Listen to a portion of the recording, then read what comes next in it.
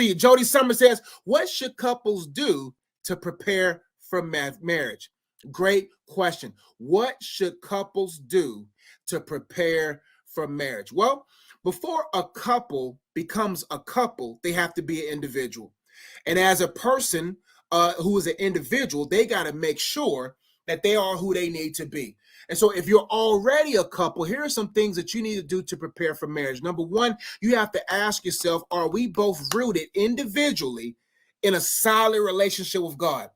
See, most people, they're looking for a collective relationship versus an individualized relationship with God. So you have to have a solid individual relationship with God to be able to supplement and complement your position in a marriage. If not, then my friend, you have no conduit for God's power to go through to help you to sustain a level of preparation. See, the goal is not to get prepared, but to sustain preparation.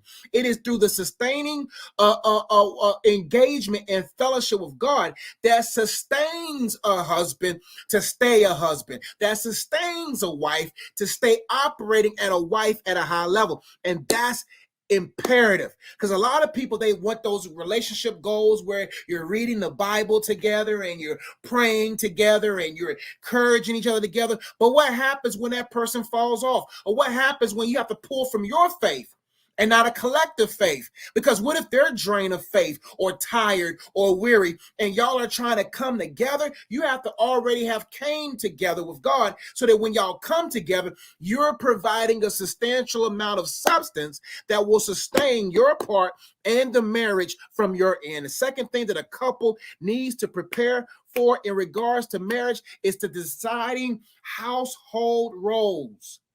Determining and deciding household roles. Not all wives cook. Some husbands like to cook, but you have to start deciding how will the home function?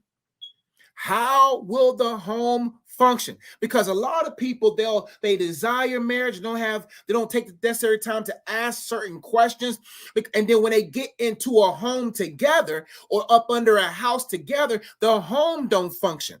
And if the home don't function, all you have is a hollow house. All you think a haunted house is worse? A hollow house is. Because you got two people and the house is not becoming a home because there's no household home holding up roles.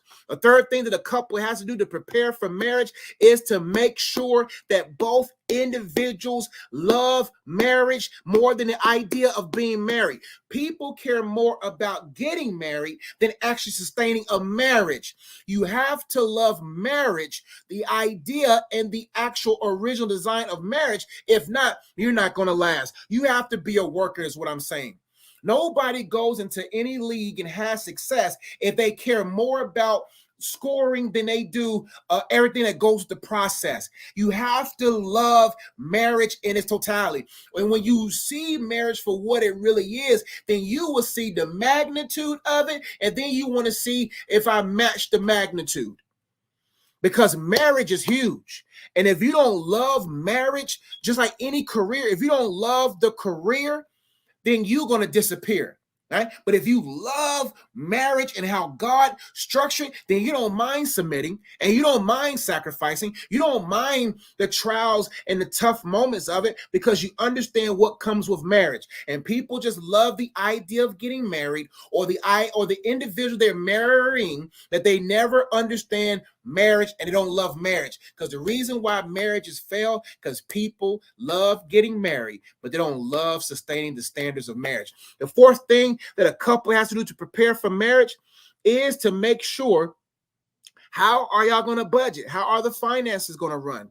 Who has stronger skill sets in the finances, etc. So those are four solid things that you have to think about, couples, in order to prepare for marriage, because marriage is a war field, and it shouldn't be a war between you and your husband, but you're going to face some things because of what marriage represents. Marriage represents Christ and the church, and the devil doesn't want a solid marriage being a beacon of light in a world that's confused about marriage. So allow the Holy Spirit to infuse into the both of you all so that you guys won't be confused in marriage and then end up destroyed and divorced. Hope they help.